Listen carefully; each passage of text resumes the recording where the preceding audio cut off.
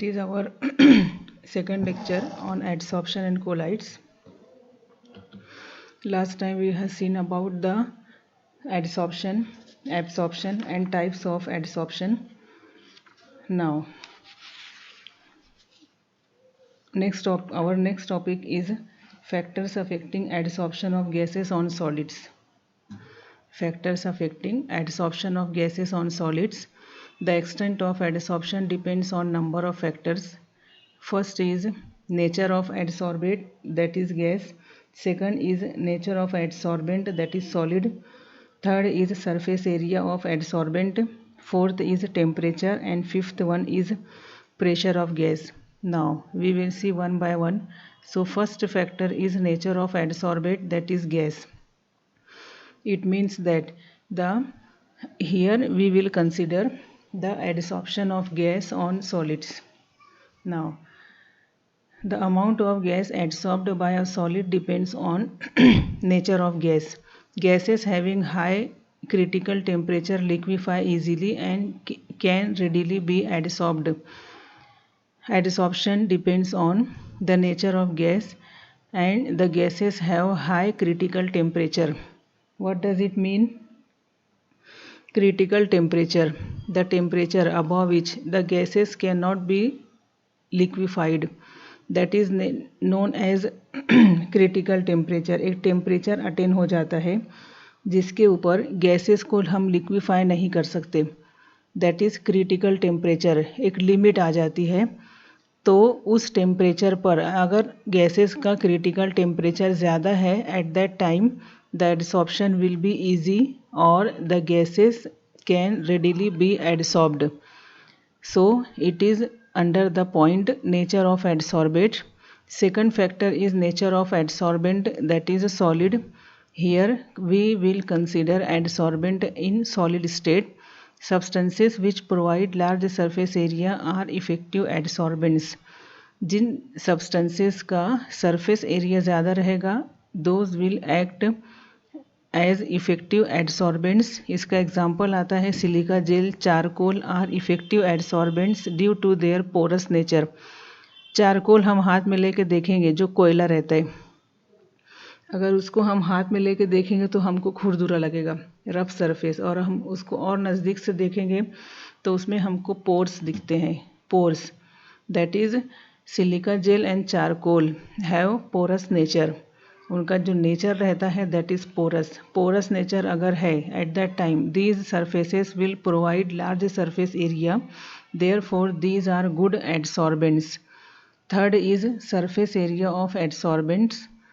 Adsorption is surface phenomenon, hence extent of adsorption increases with increase in surface area of adsorbents. Finely divided substances, जो बारीक substances रहती हैं powder form में, या rough surfaces जो खुरदुरी surface रहती है, colloidal substances are good adsorbents as they provide large surface area.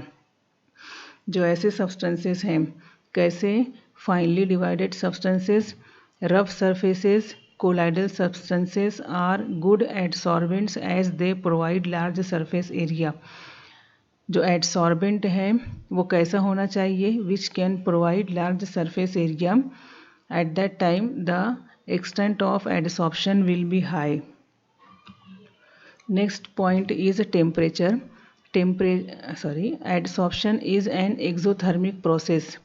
Exothermic process है, इसका मतलब it is during this adsorption process some amount of heat is given out, therefore it is favored at low temperature. जो process exothermic रहेगा, ठीक है, adsorption is exothermic process, at therefore adsorption is favoured at low temperature. और इसका opposite हमको endothermic process में मिलेगा. अभी हमको देखना है exothermic process. Adsorption is exothermic process, therefore it is favourable eight low temperature. Next point is pressure. The extent of adsorption is directly proportional to pressure of gas. Pressure increases, extent of adsorption also increases. And at high pressure, extent of adsorption becomes independent of pressure. ऐसा नहीं है कि pressure बढ़ते जा रहे हैं और adsorption होते ही चला जा रहा है। एक लिमिट आ जाएगी, ठीक है, एक हद हमको मिल जाएगी कि उसके आगे अगर हम और प्रेशर ऐड करेंगे तो जो एडसॉर्प्शन रहेगा it will become independent of pressure. So it is the point. At high pressure, extent of adsorption becomes independent of pressure. The surface of adsorbent is then almost fully covered by adsorbed gaseous molecules. ज़्यादा pressure पे क्या होगा, जो adsorbent का surface रहेगा it will be fully covered by adsorbed gaseous molecules. तो जो high pressure रहेगा उसके ऊपर ज़्यादा प्रेशर पे the adsorption becomes independent of pressure. Now next topic is application of adsorption, and the adsorption finds large number of applications. Some of the applications are, number one is catalysis. Then one by one we will see. So first one is catalysis. Catalyst, what is the meaning of catalyst? The substance which increases rate of reaction and itself remains unchanged at the end of the reaction. That substance is known as catalysis. That substance is known as a catalyst and the process is known as a catalysis. ठीक है? Now, the solid catalysts are used in many industrial manufacturing processes. For example, iron is used in manufacturing of ammonia. Ammonia का अगर manufacturing process हम देखेंगे, in that process iron is used as catalyst. Platinum in sulphuric acid, in hydrogenation of oils, finely divided nickel is used. क्या करता है catalyst? Catalyst provides large surface area. Catalyst के surface पे reactants adsorb होते हैं, उस surface के ऊपर उनका रिएक्शन होगा. ठीक है, जब रिएक्शन हो जाएगा जो प्रोडक्ट गैस रहेंगी they will leave the surface of the catalyst.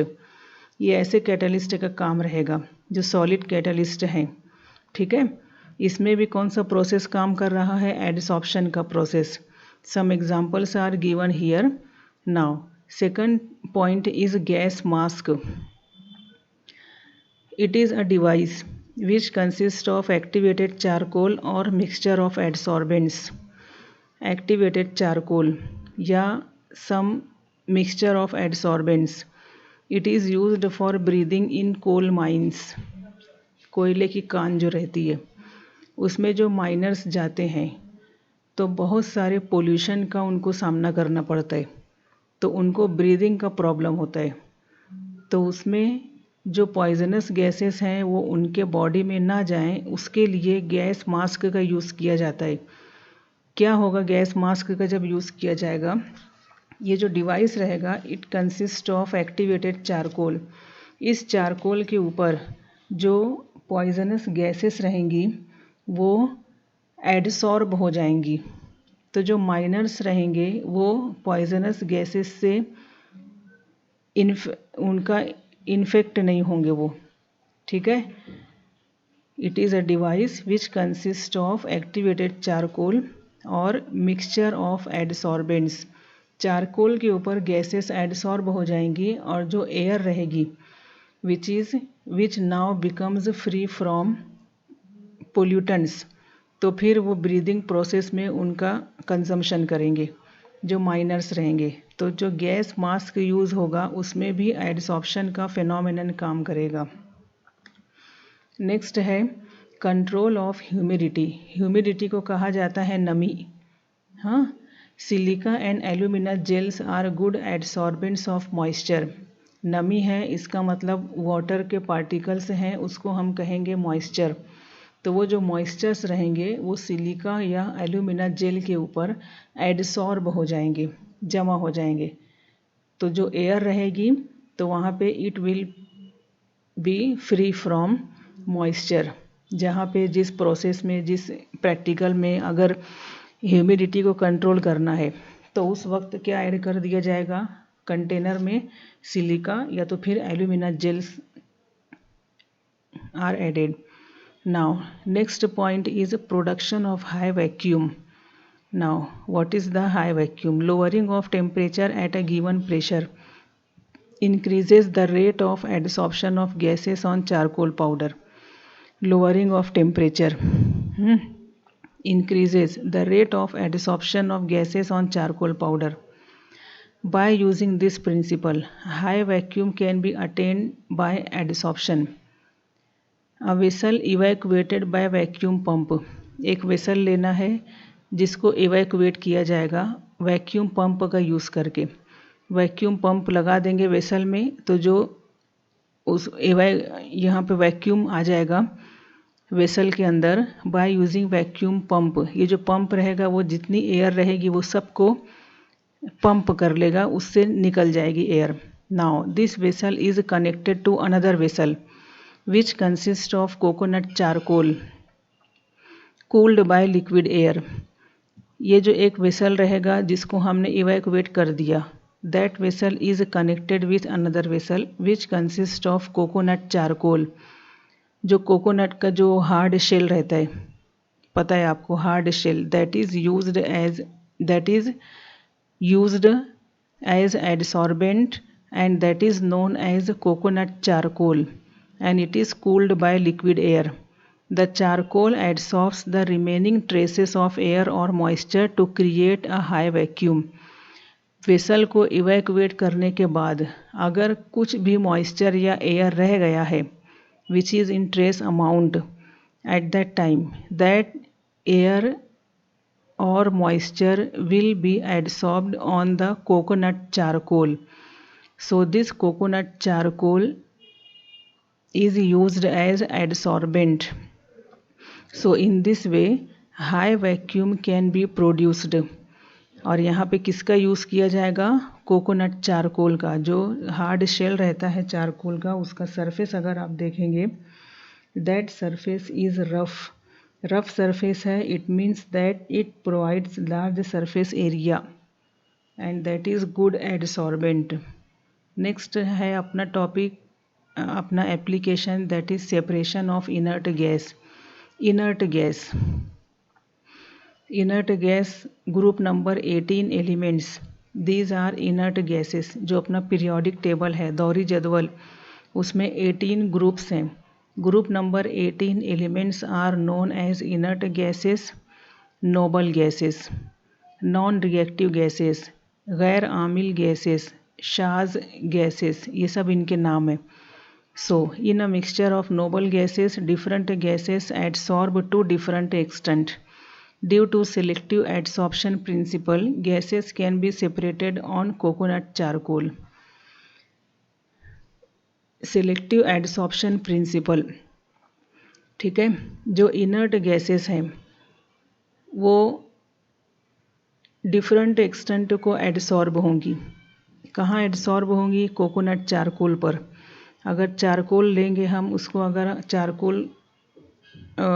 Coconut charcoal अगर हम लेते हैं उसको, अगर हम वर्टिकल पोजीशन में रख रहे हैं, हाँ, तो जो गैसेस रहेंगी वो अलग अलग स्पॉट्स पे एडसॉर्ब होंगी। इसको यहाँ पे हम कहेंगे that is selective adsorption principle and on the basis of this principle gases can be separated on coconut charcoal. Separate हो जाएंगी मतलब अलग अलग पॉइंट पे गैसेस, डिफरेंट गैसेस का एडसॉर्प्शन हो जाएगा। In this way the gases can be separated on the basis of this adsorption phenomenon. In this way we can separate the different inert gases from mixture. Next application is froth flotation process. एक branch है chemistry का that is metallurgy. It deals with the extraction of metals. Metals का जो extraction किया जाता है ओर से, ओर means Kutch धात, इससे मेटल्स का एक्सट्रैक्शन किया जाएगा। तो उस एक्सट्रैक्शन के प्रोसेस में कई सारे स्टेप्स आते हैं। First step is concentration. Concentration में अलग अलग टाइप्स हैं, अलग अलग प्रोसेसेस हैं। इनमें से out of these different processes of concentration, one of the process is froth flotation process. Now, a low-grade sulfide ore is concentrated by separating it from silica and other earthy matter using pine oil as frothing agent. और है ऐसा और जिसमें sulphide है। इसका for example हम ले लेते हैं जिंक सल्फाइड। ठीक है, जिंक सल्फाइड और it is one of the ore for extraction of zinc. So it is concentrated by separating it from silica and other earthy matter. Silica it is impurity in sulphide ore and other earthy matter. जो ore रहेगा वो mining से निकलेगा, मतलब ज़मीन के अंदर से उसको निकाला जाता है। अब ज़मीन के अंदर से जो जब निकलेगा तो उसमें बहुत सारे इम्प्योरिटीज़ रहेंगी। Different earthy matters are mixed with ore. तो जो सिलिका रहेगा, अदर अर्दी मैटर्स रहेंगे, उनको सेपरेट करना है, उनको निकालना है। And it is done by using pine oil. Oil है that is pine oil and it is known used as frothing agent. Froth का मतलब होता है झाग। झाग जो ऐसे ऊपर आ जाता है उसको कहा जाता है फ्रॉथ। एंड यहाँ पे जो पाइन ऑयल रहेगा it is used as frothing agent. Now hydrophobic pine oil preferentially wets means adsorbs on sulphide ore. जो सल्फाइड ओर के पार्टिकल्स रहेंगे उनके ऊपर पाइन ऑयल एडसॉर्ब हो जाएगा। ठीक है, जब ये एडसॉर्ब होता है ओर के पार्टिकल के ऊपर, it is in the form of froth which rises up in the container। जो कंटेनर में ऊपर की तरफ आता है in the form of froth and which is collected in different container. दूसरा एक अलग से कंटेनर रहता है, या तो उसी कंटेनर में दूसरा कंपार्टमेंट रहेगा, उसमें उस फ्रॉथ को कलेक्ट कर लिया जाता है। इस प्रोसेस को कहा जाता है फ्रॉथ फ्लोटेशन प्रोसेस। तो दूसरे कंटेनर के दूसरे कंपार्टमेंट में सल्फाइड ओर के पार्टिकल्स आ जाएंगे, ठीक है, जिनके ऊपर पाइन ऑयल एडसॉर्ब हो जाएगा। फ्रॉथ के फॉर्म में आ जाते हैं दूसरे कंटेनर में, दूसरे कंपार्टमेंट में, फिर उनको स्क्वीज़ कर लिया जाता है और फिर आगे का प्रोसेस फॉलो किया जाता है। फर्स्ट स्टेप आता है मेटलर्जी में, दैट इज़ कॉन्सेंट्रेशन। उसमें कई सारे डिफरेंट प्रोसेसेस हैं। Out of different processes one of the process is froth flotation process. तो उसमें जो पाइन ऑयल है it is used as frothing agent. ये पाइन ऑयल ओर के पार्टिकल्स के ऊपर एडसॉर्ब हो जाएगा, ठीक है, and which is in the form of froth. Now next application is adsorption indicators. Indicator Urdu में इसको कहा जाता है मज़हर। एक प्रैक्टिकल अपना आएगा, जब अपना प्रैक्टिकल स्टार्ट होगा, that is titration. There are different types of titration: acid base titration, precipitation titration. These are different types of titrations. Redox type of titration. So out of different types of titrations, one of the titration is precipitation titration. Now the adsorption is used to detect the end point of precipitation titration. What is the meaning of end point?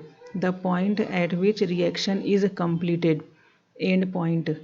Dyes such as eosine, fluorescein are used as indicators. Indicator का मतलब है मज़हर। आपने नाम सुना होगा Mithil orange, फेनोल्फथेलिन, ये सब indicators हैं, और इंडिकेटर्स से सब हायर क्लासेस में यूज़ होंगे। ईओसिन है, fluorescein, these are used as indicators. The indicators indicate the end point of titration. What is end point? The point at which reaction is completed. ठीक है, now इसमें example लेते हैं। It is the experimental setup of titration. It is burette, it is pipette, it is conical flask. ठीक है, ये stand है। These are essential instruments for titration. Burette है, पिपेट है और कोनिकल फ्लास्क है। अब यहाँ पे क्या रहेगा? A solution of NaCl containing small amount of fluorescein is titrated against silver nitrate solution. Solution of NaCl containing small amount of fluorescein, ये जो कोनिकल फ्लास्क है इसमें हम लेंगे NaCl along with small amount of fluorescein. It is titrated against silver nitrate solution. Silver nitrate solution is taken into burette. This Ag silver nitrate is added in this conical flask which consists of NaCl dropwise. When chloride ions are over, fluorescein is adsorbed on white AgCl precipitate. Red color is developed. When AgNO3 is added to NaCl, then this chemical reaction occurs in conical flask. The result is AgCl plus NaNO3. AgCl is in white precipitate form. Precipitate को उर्दू में रसूब कहा जाता है, secondary standards में पढ़ा है आपने। AgCl बनेगा और NaNO3 बनेगा। अब इसका अमाउंट हमने लिमिटेड लिया है NaCl का। When chloride ions are over, जब Cl माइनस आयन्स ख़त्म हो जाएंगे, मतलब all Cl minus ions are combined with Ag plus ion, therefore at that time fluorescein is adsorbed on white AgCl precipitate. ये जो AgCl का precipitate है इसके ऊपर फ्लोरेसिन इंडिकेटर एडसॉर्ब हो जाएगा। जब एडसॉर्प्शन होगा at that time red colour is developed. Red colour हमको मिलेगा। 10 colour change from pale yellow to reddish pink can be observe at the end point. उस वक्त क्या होगा, हमको स्टार्टिंग में इसके अंदर का कलर रहेगा पेल येलो। जब रिएक्शन हो जाएगा, कंप्लीट हो जाएगा, मतलब at the end point the colour becomes reddish pink. So यहाँ पे हम AgNO3 का एडिशन कोनिकल फ्लास्क में रोक देते हैं। It is the experimental setup of titration, and in precipitation titration, adsorption indicators are used, and these adsorption indicators, for example, eosin and fluorescein. ठीक है, the adsorption is used to detect the end point of precipitation titration. जो indicators रहेंगे उनको कहा जाएगा adsorption indicators, because the indicator is adsorbed on the precipitate and it will be in precipitation titration. So it is one of the application of adsorption phenomenon. Next application is chromatographic analysis. Chromatography, देखिए, chroma means colour, graphy means study, analysis का मतलब होता है तज्जिया. It is based on selective adsorption of ions from solution using powdered adsorbents such as silica और alumina gel. Adsorbents, powdered adsorbents are silica और alumina gel. देखिए, suppose ये जो एक आप देख रहे हैं बीच का थिन लेयर क्रोमेटोग्राफी प्लेट है, ये ग्लास प्लेट है, इसके ऊपर सिलिका या एल्यूमिना जेल को लिया जाता है विच इज़ यूज्ड एज एडसॉर्बेंट. इसके ऊपर अलग अलग आयन्स एडसॉर्ब होते हैं. ठीक है, it is in case of selective adsorption of ions. यहाँ पे कोई आयन इस यहाँ पे एडसॉर्ब होगा, कोई इसके ऊपर जाएगा, कोई इसके ऊपर जाएगा. जो सोल्यूशन रहेगा, डिफरेंट आयन्स का सोल्यूशन, उसमें से हर आयन का एडसॉर्प्टिव पावर डिफरेंट है. कोई जल्दी एडसॉर्ब होगा उसका पॉइंट हमको नीचे मिलेगा, कोई उसके देर में एडसॉर्ब होगा उसका पॉइंट ऊपर मिलेगा, एंड सो ऑन.